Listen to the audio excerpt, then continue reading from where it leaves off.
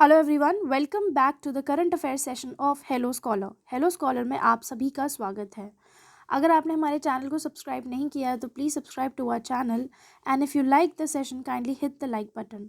चलिए शुरुआत करते हैं क्वेश्चन नंबर 1 के साथ। Question number 1, India will celebrate its 74th Republic Day on 26th January 2023. हम Republic Day 26 जनवरी को सेलिब्रेट करते हैं. Who among the following is the chief guest invited for the Republic Day 2023? Republic Day parade होगी तो किसको हमने as a chief guest बुलाया है, इनवाइट किया है? Abdel Fattah L Sisi, Jair Bolsonaro, Mustafa Kamal Madbouly, none of the above. 4 option है आपके सामने, आपको बताना है कि कौन है एज जिनको हमने एज चीफ गेस्ट इनवाइट किया है।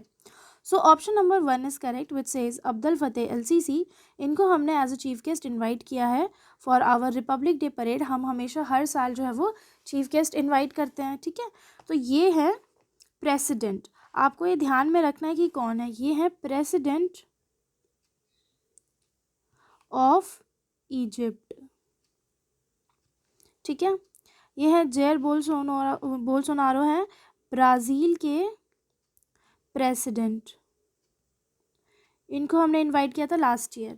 मुस्तफ़ा कमल कौन है? ये है पीएम ऑफ इजिप्ट, हमने इनवाइट किया है प्रेसिडेंट ऑफ इजिप्ट को, ठीक है। प्राइम मिनिस्टर ऑफ इजिप्ट को नहीं हमने इनवाइट किया, हमने इनवाइट किया प्रेसिडेंट ऑफ इजिप्ट को। सो आपको पता होना चाहिए प्रेसिडेंट ऑफ इजिप्ट कौन है?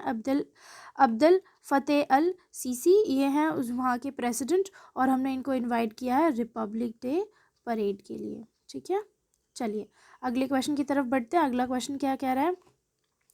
Who has been elected as the new president of Indian Olympic Association? Bhavani Patel, Hima Das, PT Usha, Chanu Saikhom, Mirabai. 4 option है आपके सामने, आपको बताना है कि कौन अभी हाल ही में as a new president elect की गई हैं इंडियन ओलंपिक एसोसिएशन के लिए। इंडियन ओलंपिक एसोसिएशन क्या है? ये वो ऑर्गेनाइजेशन है, वो बॉडी है जो कि आगे खेले जाने वाले खेल जैसे कि ओलंपिक गेम्स हो गए, एशियन गेम्स हो गए, इनमें जो स्पोर्ट्स पर्सन होते हैं उनको चूज़ करते हैं कि आगे स्पोर्ट्स पर्सन जो है वो गेम्स में खेलने जाएंगे या नहीं खेलने जाएंगे, ठीक है, अलग अलग स्पोर्ट्स कैटेगरी में से। सो ये एसोसिएशन उन सारे एथलीट्स को, उन सारे स्पोर्ट्स पर्सन को चूज़ करती है। तो बच्चों पीटी उषा जो है उनको चूज़ किया गया है as the new president of the Indian Olympic Association. ये तो चूज़ करी गई हैं प्रेसिडेंट, ठीक है। वाइस प्रेसिडेंट भी चूज़ करे गए हैं। वाइस प्रेसिडेंट कौन है? वाइस प्रेसिडेंट हैं अजय पटेल, आपको पता होना चाहिए। Ajay Patel has been chosen as the vice president of IOA यानी Indian Olympic Association. Indian Olympic Association मैंने आपको बता दिया। और 95 ईयर ओल्ड, मतलब ये जो एसोसिएशन है ना, ये इंडिपेंडेंस से बहुत पहले बनी थी। सो इसकी हिस्ट्री में 95 ईयर ओल्ड हिस्ट्री में आज तक कभी ऐसा नहीं हुआ कि कभी भी कोई वुमेन प्रेसिडेंट चूज़ करी गई हो। सो इस लिहाज से जो क्वेश्चन है वो बहुत इंपॉर्टेंट हो जाता है। और आपको ये भी पता होना चाहिए कि सीनियर वाइस प्रेसिडेंट कौन चूज़ करे गए हैं? अजय पटेल, ठीक है। चलिए नेक्स्ट क्वेश्चन की तरफ बढ़ते हैं। अगला क्वेश्चन क्या कह रहा है? 81st annual Madras Colombo rowing regatta was held at which place? ये आप रोइंग देख रहे हो, ये गेम होता है। ऐसे जो है ना इंटर स्टेट कॉम्पिटिशन्स भी होते हैं, इंडिया में भी होते हैं, प्लस हम अलग दूसरे कंट्रीज़ के साथ भी कंपटीशन जो है वो करते हैं। सो एक कोलंबो के साथ रोइंग रेगाटा कंपटीशन होता है। तो वो कौन से जगह पे ऑर्गेनाइज़ किया गया था? कोलंबो, मद्रास, बेंटोटा और पौंडीचेरी, ठीक है। आपको बताना है कि कहाँ पर इसको हमने ऑर्गेनाइज़ किया था। सो बच्चों इसको हमने ऑर्गेनाइज़ किया था कोलंबो में, ठीक है। ये कोलंबो में ऑर्गेनाइज़ हुआ था। एक साल कोलंबो में ऑर्गेनाइज़ होता है, फिर अगले साल इंडिया में होगा, फिर अगले साल कोलंबो में होगा, फिर अगले साल इंडिया में होगा। इस तरीके से पैटर्न जो है वो चलता है। सो अब मैं आपको बताती हूँ कि इसमें ट्रॉफ़ी कौन सी दी जाती है। वुमेन को ट्रॉफ़ी मिलती है अध्यर ट्रॉफ़ी, ठीक है। और अगर मेंस जीतते हैं, मतलब जो भी मेन की टीम जीतती है, उनको मिलती है दीपम ट्रॉफ़ी, ठीक है। तो आपको पता होना चाहिए कि ट्रॉफ़ी जो है वो किससे एसोसिएटेड है? ये एसोसिएटेड है rowing regatta, Madras Colombo rowing regatta से ये कनेक्टेड, ये रिलेटेड है, ठीक है। अब हम जानेंगे कि किसने जीता है। इंडिया से ये जो गेम होता है ना, दोनों कैटेगरी में होता है। ये होता है मेंस कैटेगरी में भी होता है और वुमेंस कैटेगरी में भी होता है। तो मेंस कैटेगरी में तो कोलंबो ने जीता है और वुमेंस कैटेगरी में जीता है मद्रास बोट क्लब वुमेन ने, ठीक है। जो हमारे मद्रास बोट क्लब है उन्होंने जीता है वुमेंस कैटेगरी में, और मेंस कैटेगरी में कोलंबो रोइंग क्लब ने, ठीक है।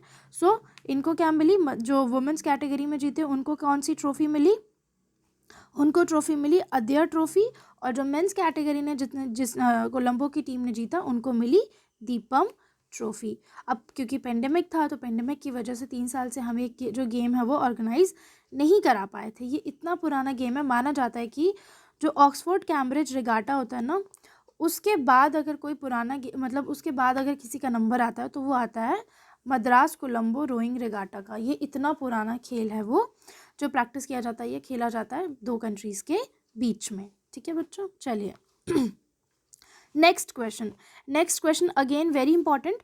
मोबाइल हेल्थ क्लिनिक डॉक्टर आपके द्वार इज़ एन इनिशिएटिव ऑफ। ये एक इनिशिएटिव लॉन्च किया गया है। डॉक्टर आपके द्वार का मतलब क्या हो गया, अब हम हमारे द्वार पे पोस्टमैन और सिर्फ कुरियर वाले नहीं आया करेंगे, हमारे द्वार पे आया करेंगे डॉक्टर्स भी, ठीक है।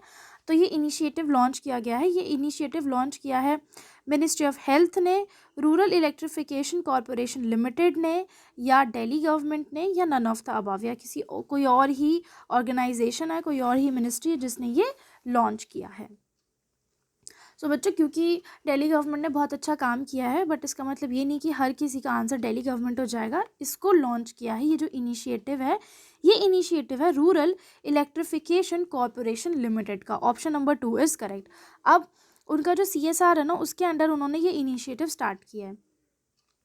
अब हम जानेंगे इस इनिशिएटिव में क्या है। इस इनिशिएटिव में बनाए गए हैं 10 मोबाइल हेल्थ क्लिनिक्स, ठीक है। कितने क्लिनिक, 10 मोबाइल हेल्थ क्लिनिक जो है वो बनाए गए हैं in the Bhojpur district of Bihar, ठीक है। इसका जो बजट है अभी लगभग जो प्रोजेक्ट है वो है 12.68 करोड़ का, और माना जाता है कि 3 साल तक ये बहुत स्मूथली फंक्शन कर सकता है इस बजट में। तीन स्पेसिफिक मोबाइल हेल्थ क्लिनिक्स हैं जो कि एक्सक्लूसिवली वुमेन के लिए हैं। वो primary health care services provide करेंगे अंडर प्रिविलेज पॉपुलेशन को। और बेसिकली इसका जो इनिशिएटिव कह सकते हैं, ये ऑब्जेक्टिव क्या था, इसका ऑब्जेक्टिव ये है कि जो हेल्थ बेनिफिट्स हैं, है ना, जो हम देखो सरकार भी बहुत सारे इनिशिएटिव चलाती है, हम जो प्राइवेट फर्म्स है वो भी बहुत सारे इनिशिएटिव चलाते हैं, लेकिन लोगों तक पहुंच नहीं पाते। तो ऐसे जो प्रोजेक्ट्स होते हैं ना, उनके बेनिफिट्स कहाँ तक पहुँचे, पुअरेस्ट ऑफ द पुअर्स तक पहुँचे, under privilege section of the society तक पहुँचे। इसी वजह से डॉक्टर आपके द्वार जैसे इनिशिएटिव्स जो हैं वो लॉन्च करे जाते हैं।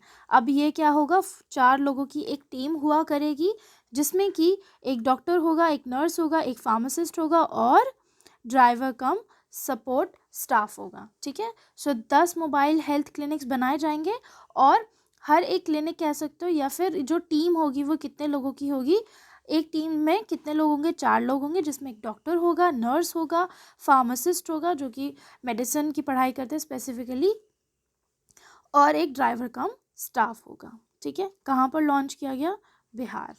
चलिए अगले क्वेश्चन की तरफ बढ़ते हैं। अगला क्वेश्चन क्या कह रहा है, the 7th edition of the Global Technology Summit will be held in 7th edition of Global Technology Summit कहाँ पर होगी, न्यूयॉर्क, लंदन, न्यू दिल्ली, बाली। सो बच्चों इंडिया में होगी ये, ठीक है, इंडिया में होगी, न्यू दिल्ली में। आज से ये समिट स्टार्ट हो जाएगी 29 नवंबर से, और 1 दिसंबर तक ये समिट चलेगी, ठीक है। अब हम जानेंगे समिट में बेसिकली क्या होगा। इस समिट में क्या होगा कि बहुत सारे लोग दुनिया भर से आएंगे, इस समिट को अटेंड करेंगे। कौन कौन से देश से लोग आएंगे, कहाँ कहाँ से अटेंड करेंगे।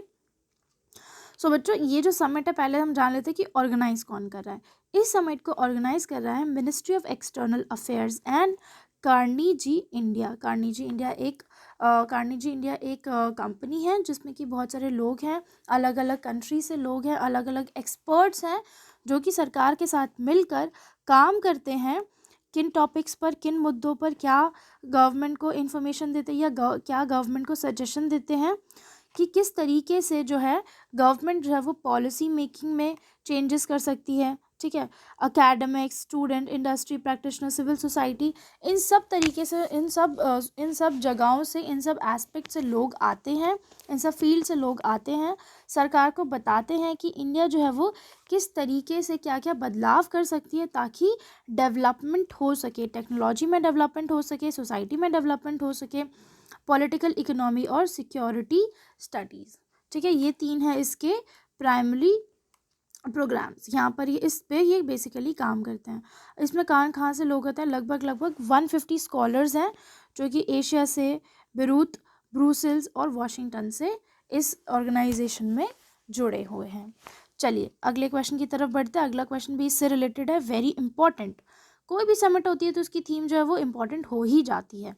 सो ग्लोबल टेक्नोलॉजी समिट की थीम क्या है? Technology after crisis, geopolitics of the technology, technology for people, technology for society. बताइए।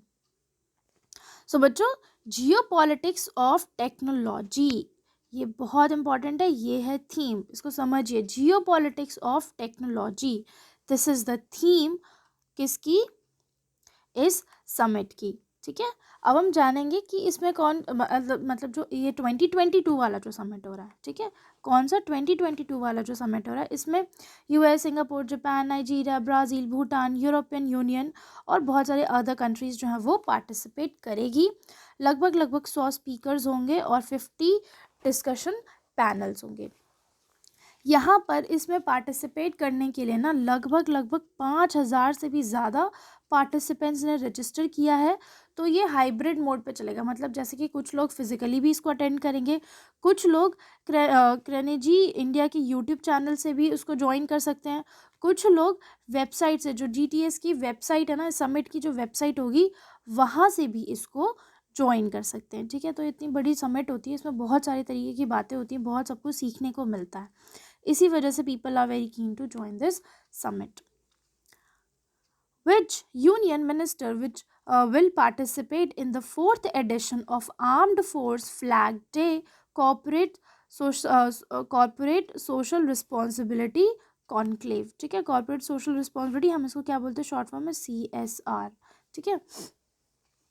S जयशंकर, धर्मेंद्र प्रधान, राजनाथ सिंह, स्मृति ईरानी।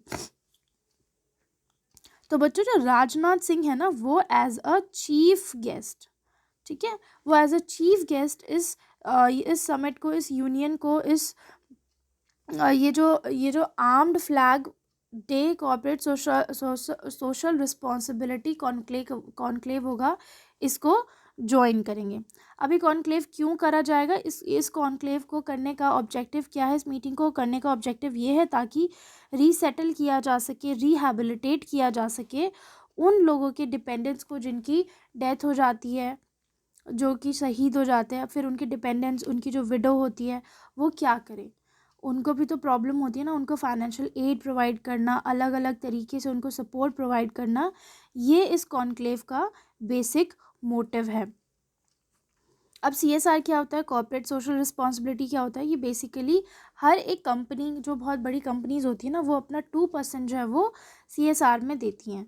जैसे कि सोशल रिस्पॉन्सिबिलिटी, आपको नाम तो समझ में आ ही रहा होगा, कुछ ऐसा करना जिससे कि सोसाइटी में थोड़ा सा कंट्रीब्यूशन हो, ठीक है। ये ऑर्गेनाइज़ कराया जाएगा, अभी न्यू दिल्ली में ही इसको ऑर्गेनाइज़ कराया जाएगा। अब इसमें बेसिकली कौन कौन पार्टिसिपेट करेगा और क्या होगा, इसमें एक न्यू वेबसाइट जो है वो लॉन्च करी जाएगी for armed force flag day fund. इसके लिए एक वेबसाइट जो है वो लॉन्च करी जाएगी। राजनाथ सिंह इसमें पार्टिसिपेट करेंगे एज अ चीफ गेस्ट, मैं आपको पहले बता चुकी हूँ।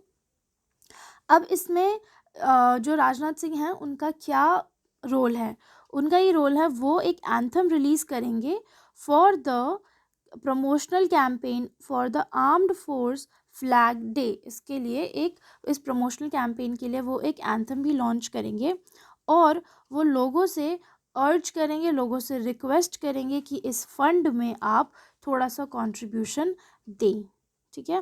बेसिकली किसके लिए कि जो एक्स सर्विसमैन होते हैं, जिनकी जो एक्स सर्विसमैन होते हैं या फिर जो लोग जिनकी डेथ हो जाती है किसी वॉर में, किसी अनफोर्सीन सिचुएशन में, वो सर्व कर रहे हैं इंडियन डिफेंस सेक्टर में, तो फिर उसके बाद जो उनके डिपेंडेंट्स होते हैं ना, उनका क्या किया जाए। कुछ लोगों को तो ठीक है पेंशन मिल रही है, बट कई लोग ऐसे होते हैं जो कि सोल्जर लेवल के होते हैं, उनका क्या होगा फिर, उनके जो फैमिली होती है उनका क्या होगा। तो उन सब चीज़ों को देखते हुए इसको लॉन्च किया गया है कि किसी तरीके से हम सपोर्ट कर सकें to the widows and their dependents.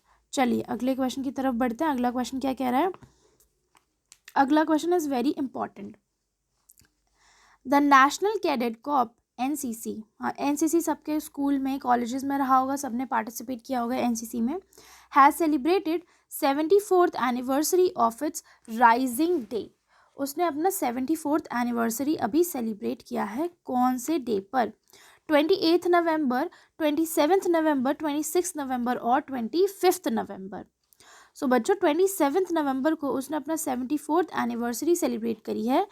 अब जो नेशनल कैडेट कॉर्प है इसका जो काम है वो बढ़ता ही जा रहा है। मतलब कि कैसे, मैं आपको समझाती हूँ। जैसे कि इसका काम जो है वो क्या है, नेशनल कैडेट कॉर्प, इसमें हम लोगों को मोटिवेट करते हैं, बच्चों को मोटिवेट करते हैं कि आप आर्म्ड फोर्सेस को ज्वाइन करो।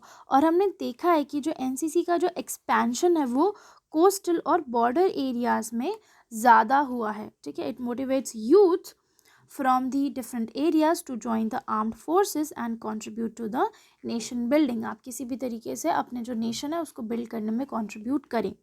अब इसके साथ साथ गार्ड करना तो ठीक है इसका काम है, बट इसके साथ साथ इन्होंने बहुत अच्छे लैंडमार्क, कह सकते हो आप, लैंडमार्क इनिशिएटिव्स में इन्होंने काम किया है। जैसे कि सबसे बड़ा नेशनल लेवल कैंपेन पुनीत सागर अभियान, यहाँ पर जो ओशंस थे उनको क्लीन करना था। ये जो अभियान है ना वो इतना सक्सेसफुल हुआ कि अलग अलग कंट्रीज से लोगों ने ज्वाइन किया है कि आप आइए और हमारे कंट्री में भी इस तरीके के इनिशिएटिव हैं उनको सक्सेस बनाइए, यानी कि उसको इस तरीके से आप करिए कि हमारे देश में भी जो है वो इस लेवल का कचरा जो है वो साफ़ हो सके। इस तरीके का जो क्लीननेस ड्राइव है वो सक्सेसफुल हो सके। अब देखिए इनिशिएटिव तो हर कंट्री बनाती है, हर स्टेट बनाती है, ऑब्वियस ही बात है, बट हमेशा सक्सेसफुल नहीं हो पाता। बट ये इस तरीके से काम करते हैं कि it is the biggest cleanliness drive undertaken by any single organisation, ठीक है। और उन्होंने अलग अलग कैंप्स भी करे, जैसे कि एक भारत श्रेष्ठ भारत कैंप इन्होंने वो ऑर्गेनाइज़ किया। फिर उन्होंने स्वच्छ भारत कैंपेन ऑर्गेनाइज़ किया था। फिर उन्होंने हर घर तिरंगा एक्स योगदान, यानी कि जो कोविड रिलीफ था उसमें इन्होंने कोविड रिलीफ कैंपेन इन्होंने लॉन्च किया था। तो ये बड़े बड़े कैंपेन्स इन्होंने लॉन्च करे हैं, ये बड़े बड़े इनिशिएटिव्स इन्होंने लेकर आए और बहुत सक्सेसफुल रहे हैं। ऐसा नहीं है कि सिर्फ किया और 4 महीने में ख़त्म, नहीं, बहुत सक्सेसफुल रहे ये इनिशिएटिव्स, और इतने सक्सेसफुल रहे कि दूसरे कंट्रीज़ ने भी इनको रिकॉग्नाइज़ किया है। समझे बच्चों? इसको सेलिब्रेट किया गया था। न्यू दिल्ली में एक नेशनल वॉर मेमोरियल है इंडिया गेट के पास में, वहाँ पर डिफेंस सेक्रेटरी श्री गिरधर अरमाने ने होमेज यानी श्रद्धांजलि अर्पित करी उन लोगों को जिन लोगों की डेथ हो जाती, कि जिन लोग जो हीरोज़ हैं on the behalf of NCC fraternity. आप नेशनल वॉर मेमोरियल में जाएंगे ना तो पूरा उधर वॉर मेमोरियल बना हुआ है कि कौन कौन से ऑफिसर्स, कौन कौन से सिपाही, कौन कौन से लोग थे जिन्होंने देश की रक्षा में अपनी जान कुर्बान कर दी। चलिए अगले क्वेश्चन की तरफ बढ़ते हैं। अगला क्वेश्चन क्या कह रहा है? After defeating Australia, Canada has one it's first Davis cup. यानी कि ऑस्ट्रेलिया को डिफीट करने के बाद कनाडा ने अपना सबसे पहला डेविस कप जीता। Davis Cup is related to which sport? कौन से स्पोर्ट से ये रिलेटेड है? क्रिकेट, टेनिस, स्विमिंग या फिर बॉक्सिंग? सो बच्चों it is related to tennis. ये एक टेनिस का जो गेम है उससे रिलेटेड है। आप सब जानते हैं टेनिस से तो राफेल नडाल, नोवाक जोकोविक, ये सब रिलेटेड है, ये सब बहुत फेमस है ना, बहुत सारे लोगों के क्रशेस भी रहते हैं ये। ये उस खेल से रिलेटेड है। पहली बार ऐसा हुआ है कि कनाडा ने ये जो गेम है वो जीता है, जो कप है वो जीता, फाइनल मैच जीता है। फेलिक्स ऑगर अलियासिमे इन्होंने हराया है, ये कनाडा के हैं, इन्होंने हराया है ऑस्ट्रेलिया के एलेक्स दी मिन्योल को बाय 6-3, 6-4, ये तो खैर नंबर्स हैं, बट उन्होंने हराकर ये कप जो है वो अपने नाम किया और सबसे पहली बार कनाडा को डेविस कप दिलाया। चलिए अगला question. The 53rd international film festival of India, ये जो 53rd international film festival of India है वो ख़त्म हो चुका है। ये कहाँ पर ऑर्गेनाइज हुआ था, कौन से स्टेट में या यूनियन टेरिटरी में ऑर्गेनाइज हुआ था? न्यू दिल्ली, महाराष्ट्र, कर्नाटका और गोवा। बताइए बच्चों, इसको ऑर्गेनाइज किया था गोवा में, ठीक है, ये ऑर्गेनाइज हुआ था गोवा में, बट अब ये ख़त्म हो चुका है। इसमें अलग अलग कैटेगरी में बहुत सारे लोगों को अवार्ड्स दिए जाते हैं, ठीक है। कहाँ पर इसको ऑर्गेनाइज किया गया था? Shyama Prasad Mukherjee stadium near Panaji. पानाजी क्या है? It's the capital of Goa, ठीक है, तो ये आपको पता होना चाहिए। So that's all for this video. I hope you guys liked the video. Kindly like, share, comment and subscribe to our channel. Join our Telegram channel for the latest job vacancy updates, current affair PDFs, exam related content and scholarship updates. Thank you everyone.